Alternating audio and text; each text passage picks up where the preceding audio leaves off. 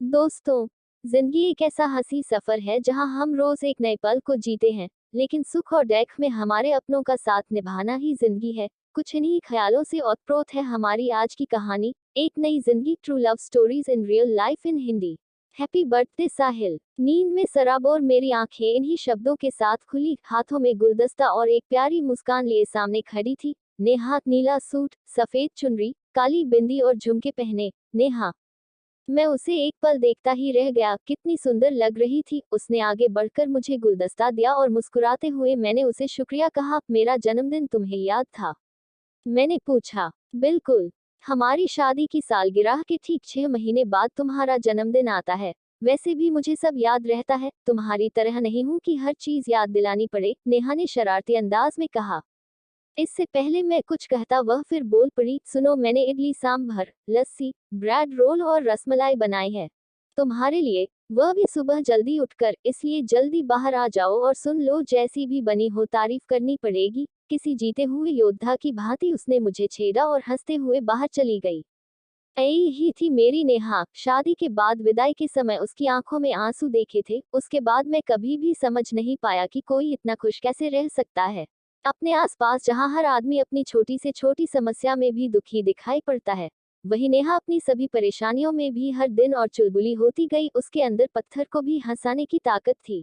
उसके लिए असीम प्रेम और इज्जत का भाव लिए मैं दफ्तर के लिए तैयार हो गया और बाहर पहुंचा। नेहा मेज पर बैठी अपने फोन पर कुछ लिख रही थी। मेज को उसने कितने करीने से सजाया था। उसने मुझे देखा और एक तंज दाग दिया।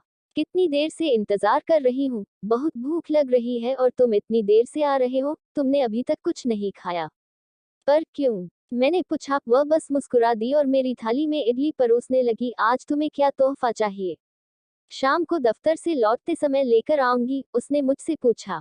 हम अपनी जिंदगी में इतना व्यस्त हो चले हैं कि अपने प्रियजनों के लिए भी ठीक से समय नहीं निकाल पाते। नेहा के जवाब में मैंने कहा, मैं तुम्हारा थोड़ा समय मानता हूँ, आज शाम कहीं बाहर चलते हैं, साथ साथ सिर्फ हम तुम।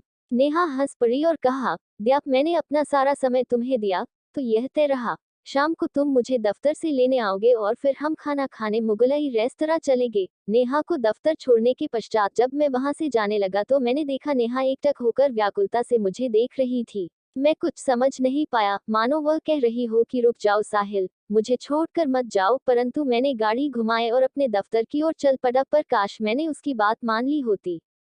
शाम को मैं दफ्तर से निकल ही रहा था कि अचानक एक अति महत्वपूर्ण काम आ गया, जिसके कारण मुझे दफ्तर में कुछ देर के लिए और रुकना पड़ा। मैंने यह बात नेहा को भी बताई कि मैं उसे लेने नहीं आ पाऊंगा और उससे कहा कि वह खुद ही मुगलई रेस्तरां पहुंचे। मेरे नेहा को यह बात बताने के बाद वह कुछ बोली नहीं और न ही संपर्क काटा। उसने बस इतना कहकर अपना भ्रमणभाष रख दिया कि ठीक है, पर इसकी सजा मिलेगी तुम्हें। कुछ अंतराल के बाद मैं उस रेस्तरां में पहुंचा। वहां मुझे पता चला कि नेहा 1 घंटे पूर्व ही वहां से निकल चुकी थी। मैंने गाड़ी घुमाई और दोबारा रेस्तरां की तरफ बढ़ चला। रास्ते में मैं राहगीरों को देखता जा रहा था कि नेहा दिख जाए, पर वह नहीं मिली। मैं कुछ घबरा गया, क्योंकि कई बार नेहा मुझसे नाराज हुई थी, किंतु वैसा व्यवहार उसने कभी नहीं किया था। नेहा का फोन अभी भी बंद था। मुझको लगा कि शायद नेहा घर चली गई हो, इसलिए मैं भी घर चला गया। नेहा को वहां न पाकर मैं उसका इंतजार करने लगा। मैंने नेहा के भ्रमणभाष पर कई बार संपर्क स्थापित करने की कोशिश की, परंतु वह बंद था। मैं समझ गया कि यह नेहा की नाराजगी से उत्पन्न शरारत होगी कि मैं उसे लेने नहीं आया, और इसलिए मैं नेहा के दफ्तर चला गया। घर बंद था और नेहा अभी तक घर भी नहीं पहुंची थी। रात्रि के 9 बज चुके थे। नेहा बिन बताए इतनी देर तक कभी भी घर से बाहर नहीं रही थी। मेरा दिल गले को आ रहा था, परंतु मैं यही सोच रहा था कि नाराजगी में मुझे परेशान करने के लिए वह किसी सहेली के घर चली गई होगी और अपने भ्रमणभाष को बंद कर दिया होगा। सुबह खुद ही आ जाएगी, पर यह कोई तरीका नहीं होता है। इस बार उसने अच्छा नहीं किया। ऐसा कैसा मजाक कि सामने वाले की जान ही सूख जाए। उस रात मैं श्वान निद्रा ही ले पाया। हर थोड़ी देर के अंतराल पर मेरी नींद खुल जाती थी। सुबह 7 बजे मेरा फोन बजने लगा। वह फोन नेहा का ही होगा, ऐसा मानकर मैंने फोन उठाया। सामने से आवाज आई, मिस्टर साहिल। पूर्ण विराम। मैं डर गया और उस अनजान आवाज के बारे में पूछने लगा। मेरा नाम इंस्पेक्टर देवेंद्र कुमार है। मुगलई रेस्तरां के पास जंगल वाली सड़क पर हमें नेहा नाम की लड़की बेसुध हालत में मिली है। आपका नंबर उनके फोन से ही मिला। हम उन्हें नागरिक अस्पताल ले जा रहे हैं, आप भी जल्द पहुंच जाए। मेरे पैरों तले जमीन खिसक गई। मेरा शरीर इस त्रासदी का भार सह न पाया और सुन्न पड़ गया। मेरा मन शून्य की दशा में चला गया। किसी तरह हिम्मत जुटाते हुए मैं अस्पताल पहुंचा।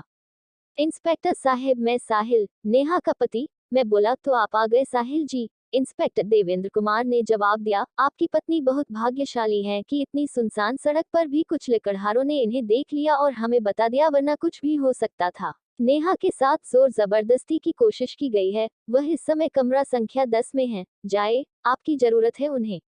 मैं दौड़ता हुआ उस कमरे में पहुंचा और नेहा को देखते ही पत्थर बन गया। नीले कपड़ों में नेहा बिस्तर पर लेटी थी। तमाम मशीनें और डॉक्टर यही बता रहे थे कि वह खतरे से बाहर थी। उसकी आंखें एकटक कमरे की छत को निहार रही थी। उसके शरीर में सांसों के अतिरिक्त कोई हलचल ही नहीं हो रही थी। अति मंद गति से चलती उसकी सांसों में भी कितना भार होगा, यह सिर्फ नेहा ही जानती थी। कभी न चुप रहने वाली चुलबुली नेहा एक बेजान पुतले की तरह पड़ी थी। यह देखकर मेरे शरीर की ताकत भी बाहर निकल गई और मैं अपने घुटने पर गिर पड़ा। नेहा की ये हालत मुझसे देखी न जा रही थी। डॉक्टर ने मुझे संभाला और नेहा के पास बिठा दिया। मैं अपने आंसुओं को रोक नहीं पा रहा था और मन ही मन अपने आप को कोस रहा था कि सुबह मैंने उसे अकेला क्यों छोड़ा। मैंने नेहा के हाथों को स्पर्श किया और कहने लगा, हमें तो बाहर खाना खाने जाना है। अब तुम ही देर कर रही हो। तत्पश्चात मैं चुप हो गया और विलाप करने लगा। मैं नेहा के पास ही रहता और इस बात का ध्यान रखता कि नेहा के इलाज में कोई कमी न आए। 3 दिन बाद नेहा को अस्पताल से छुट्टी मिल गई। मैं उसे पकड़कर गाड़ी तक लाया। उस कूदती फुदकती नेहा को आज अपने पैर घसीटने पड़ रहे थे। यूं प्रतीत होता था मानो वह अपने ऊपर कितने 100 किलो का वजन लादे हुए थी। मैं उसे घर ले आया। जब मेरी गाड़ी मेरे घर के नीचे रुकी तब सब मोहल्ले वाले तमाशा देखने आ गए थे। कुछ लोगों की संवेदनहीन बातें मेरे कान में पड़ने लगी। नेहा और मेरी पीड़ा जानने के बाद भी कोई हमारा हाल पूछने नहीं आया, बल्कि कुछ लोग अपने घरों की खिड़की बंद करते दिखे। यह लोग उस समाज का प्रतिनिधित्व करते हैं जो संवेदनहीन हो चुका है, जिसे अपनी सहेली से फोन पर गप्पे हाँकने के लिए कोई भी खबर चाहिए। वह समाज जो मरते इंसान की सहायता करने के बजाय उसकी तस्वीर खींचने में लगा रहता है, उससे और कोई उम्मीद की भी नहीं जा सकती थी। दुख तो इस बात का था कि हमारे खुशी के दिनों में मदद और मानवता की डींगे हाँकने वालों ने आज एक लड़की को इंसान मानने से ही इनकार कर दिया था। परंतु मुझे इन बातों से कोई भी फर्क नहीं पड़ता था। नेहा आज भी मेरे लिए उतनी ही खास और मूल्यवान थी जितनी कि पहले। अत्यंत भारी मन से मैं नेहा को घर के अंदर लाया और उसी बिस्तर पर लिटा दिया जिस पर से नेहा ने ही मुझे 3 दिन पहले उठाया था। उसे देखकर मैं बस यही सोच रहा था कि उस दिन नेहा मेरे उठने का इंतजार कर रही थी और अब न जाने कितने दिनों तक मैं उसके उठने का इंतजार करता रहूंगा। मैंने तोहफे में उससे उसका सिर्फ थोड़ा सा समय मांगा था, परंतु वह इस स्वरूप में मिलेगा मैंने कभी कल्पना भी नहीं की थी। रात हो चली थी, इसलिए नेहा को वही छोड़कर मैं नीचे उसके लिए कुछ खाने का बंदोबस्त करने चला गया। वहाँ फ्रिज में नेहा की बनाई रसमलाई अभी भी रखी थी। उसने मेरे लिए कितने प्यार से बनाई थी। मैं और सामान देख ही रहा था कि अचानक नेहा के चीखने की आवाज आने लगी। सब कुछ छोड़कर मैं ऊपर भागा। नेहा बिस्तर पर जोर जोर से चिल्ला रही थी, मुझे बचाओ, वह मुझे मार देगा। वह भ्रम की अवस्था में चली गई थी और उसका मस्तिष्क उसे पुराने घटनाक्रम की तस्वीरें दिखा रहा था। उसकी सांसें उखड़ने लगी और शरीर से पसीने का प्रवाह अत्यंत ही प्रबल हो गया। मैं शीघ्रता से उसके पास गया और उसका हाथ थामा ताकि मैं अपनी मौजूदगी दर्ज करवा सकूं। नेहा ने एकाएक मुझे पकड़ लिया। दुख और क्रोध की प्रचंड लहरें मेरे मन में उफान पर थी। नेहा को किसी दवा और चिकित्सक से ज्यादा अपनेपन और प्यार की जरूरत थी। उसके चूर हुए आत्मविश्वास को पुनः फर्श से अर्श तक ले जाने की जरूरत थी। नेहा के अंदर चल रही लड़ाई में अब मेरे योगदान की बारी थी और मैंने भी यह निश्चय कर लिया था कि मैं उसे पहले जैसा बनाकर ही दम लूंगा। नेहा हमेशा अपने इर्द गिर्द लोगों की अनुभूति करती थी और इसलिए उसे सदा तनाव व भ्रम में ही देखता था। यह डर और चिल्लाना अब मानो रोज का सिलसिला हो गया था। उसको शांत करना बहुत मुश्किल काम हो गया था। एक रात मैं नेहा को खाना खिलाने की कोशिश कर रहा था। यूं तो वह खाने की शौकीन थी, पर अब एक साधारण रोटी भी वह खा नहीं पा रही थी। अचानक वह रोने लगी। न जाने इस बार उसके मन के किस रथी को तीर लगा था। कहने लगी, मुझे माफ कर दो साहिल, शायद मेरी ही कोई गलती रही होगी जो मुझे यह सजा दी गई। मैंने कुछ तो ऐसा जरूर किया होगा जो मेरे साथ ऐसा हुआ। मेरे में ही सब कमियां हैं। मैं सबके लिए एक बोझ हूँ। इस बोझ से मुझे बहुत दर्द हो रहा है। तुम मुझे छोड़कर चले जाओ, अब मैं तुम्हारे योग्य नहीं रही। नेहा के इस स्वरूप की मैंने कभी कल्पना भी नहीं की थी। जो लड़की किसी निर्जीव में भी प्राण फूंकने का सामर्थ्य रखती थी, वह आज इतनी टूट गई थी कि अपने आप को ही निराशा से बाहर निकाल नहीं पा रही थी। उसके मुख का तेज कहीं गुम हो गया था। नेहा ने कभी किसी का दिल नहीं दुखाया, पर अब उसने अपने दिल पर न जाने कितनी बातों का भार डाल दिया था कि खुद ही अपने में घुटने लगी थी। मैंने नेहा के आंसू पोंछे और उससे कहा, तुम्हारी कोई गलती नहीं है। तुमसे कभी कोई गलती हो ही नहीं सकती। तुम कितनी अच्छी हो, सबका कितना ध्यान रखती हो, तुमने कितने असहाय लोगों की मदद की है और वह आज कितनी अच्छी जगह पहुंच गए हैं। बस अड्डे पर वह लड़की तो तुम्हें याद ही होगी जो अपने परिवार से बिछुड़ गई थी। तुमने अथक प्रयासों से उसे उसके परिजनों से मिलवाया था। वह लोग तुम्हें देवता तुल्य मानते हैं। यदि तुम ऐसा न करती तो न जाने उस लड़की का जीवन आज कैसा होता। इसके बाद भी तुम कह रही हो कि तुम किसी पर बोझ हो। नहीं, तुम्हारे जैसे लोगों की इस दुनिया को बहुत जरूरत है। तुम अभी भी मेरे लिए उतनी ही महत्वपूर्ण हो जितनी कि पहले। सब ठीक हो जाएगा। मेरी यह बातें नेहा के मन तक पहुंच रही थी कि नहीं, मैं नहीं जानता था, परंतु उसकी इन बातों ने मेरे मन को व्यथित कर दिया था। मेरा मन बस यही सोच रहा था कि नेहा कहीं अपने आप को कोई क्षति न पहुंचा ले। कुछ ही दिन के अंतराल में मैंने सभी धारदार और नुकीली चीजों को घर से हटा दिया। नेहा का कमरा पहली मंजिल पर था, इसलिए मैंने सभी खिड़कियों में जाली लगवा दी। सभी पंखे उतरवा दिए। ऐसा करना मुझे अच्छा नहीं लग रहा था, क्योंकि इससे ये प्रमाणित हो रहा था कि मुझे नेहा पर भरोसा नहीं था। पर सच तो यह था कि इस बार मैं कमजोर पड़ गया था। मैं किसी भी स्थिति में नेहा को खो नहीं सकता था। मैं रोज उसके साथ बैठता, उससे बातें करता, उसकी तारीफ करता। मैं उसे वह सारी उपलब्धियां गिनवाता जो उसे लोगों का मसीहा दर्शाते हैं। पहले वह अपने प्रियजनों और सहेलियों से बातें किया करती थी, परंतु अब उनके दूरभाष को स्वीकारती नहीं थी। उसने अपने आप को समाज से बिल्कुल काट लिया था। बस पूरे दिन सर झुकाए न जाने किन किन विचारों से लड़ती रहती थी। इतना प्रयास करने के बाद भी मैं नेहा की हंसी वापस नहीं ला पा रहा था। तभी विचार आया कि मेरे मित्र शर्मा जी की बच्ची नेहा के साथ खूब खेलती थी और उसके साथ नेहा भी खूब मजे करती थी। मैंने सोचा कि यदि वह वहां आ जाए तो नेहा को कुछ हल्के पल मिल जाएं। यही आस लिए मैं शर्मा जी के घर पहुंचा। घर की घंटी बजाई तो भाभी जी ने द्वार खोला। मुझे देखती ही उनके चेहरे का रंग उड़ गया। बड़े ही अनमने ढंग से मुझे अंदर बैठाया गया और कुशल क्षेम के बदले बस यही पूछा कि आपको यहाँ आते किसी ने देखा तो नहीं। पूर्ण विराम। मैं सब कुछ समझ रहा था, इसलिए अपने लिए शिष्टाचार की उम्मीद नहीं करता था। उस समय मेरे से ज्यादा नेहा महत्वपूर्ण थी। मैं सबका हाल चाल ले ही रहा था कि उनकी बच्ची अंकल अंकल करती मेरे पास आने लगी। पर उसकी माँ ने उसे डांट कर पुनः अंदर भेज दिया। मैंने सीधे ही अपने आने का प्रयोजन बताया। भाभी जी, भाई साहब, मैं नेहा को ठीक करने की तो पूरी कोशिश कर ही रहा हूँ और उसमें काफी सुधार भी है, परंतु अभी भी वह अंदर से घुटन महसूस करती है। मैंने देखा है कि जब आपकी बेटी हमारे यहाँ आती है तो नेहा उसके साथ खूब खेलती है और हंसी मजाक करती है। इसलिए मैं आपसे विनती करता हूँ कि कुछ देर के लिए यदि आप उसे मेरे यहाँ ले आएं तो नेहा को अच्छा लगेगा। शर्मा दंपत्ति एक दूसरे को आंखों ही आंखों में इशारे करने लगे और फिर भाभी जी ने कहा, नहीं नहीं, मैं अपनी बच्ची को वहां कभी नहीं भेजूंगी। नेहा तो अपने चाल चलन की सजा भुगत ही रही है। मेरी बेटी उससे मिलेगी तो न जाने क्या क्या सीख जाएगी। मैंने सुना है कि नेहा रात में दफ्तर से निकलकर अपने पुरुष मित्रों के साथ खूब हंस हंस के बातें करती थी। यही सब मेरी बेटी को भी सिखाना चाहते हैं। आपसे अपनी पत्नी तो संभल नहीं रही और उम्मीद करते हैं कि मेरी बेटी उसे संभाले। माफ कीजिए, यह नहीं हो सकता। मेरी बेबसी में बस यही सुनना बचा था। भाभी जी के माध्यम से हमारा समाज बोल रहा था, जिसके अंदर से मानवता समाप्त हो चुकी है। किसी को भी सुध नहीं थी कि वास्तविकता क्या थी, पर सभी ने अपने अनुसार अपनी कहानी बना ली थी। उन्होंने दोषी चुन लिया, मुकदमा भी चला लिया और उस इंसान को सजा भी सुना दी जो खुद शिकार हुआ था। मेरी नेहा हारी नहीं थी, परंतु इस समाज ने उसे हरा दिया था।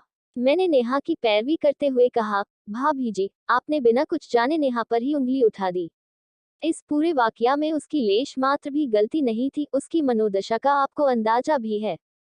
मैं उसे पहले जैसा बनाने के लिए क्या कुछ नहीं कर रहा हूँ।